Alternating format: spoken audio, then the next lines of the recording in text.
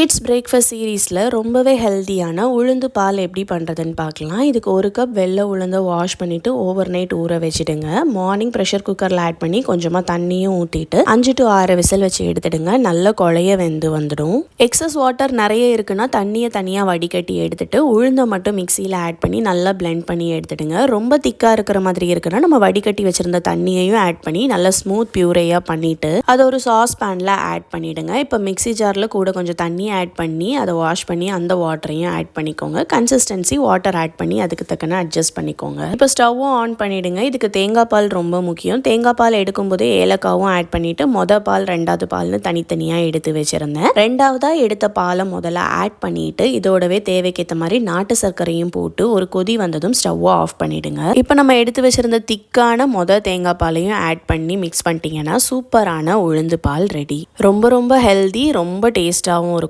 Weekly ஒன்ஸாவது உங்கள் வீட்டு கிட்ஸ்க்கு செஞ்சு கொடுங்க. நீங்களுமே சாப்பிடுங்க. ட்ரை பண்ணிங்கன்னா எப்படி வந்துச்சுன்னு கமெண்ட் பண்ணுங்கள். இதை மாதிரி வீடியோஸ்க்கு என் அக்கௌண்ட்டை ஃபாலோ பண்ணிக்கோங்க.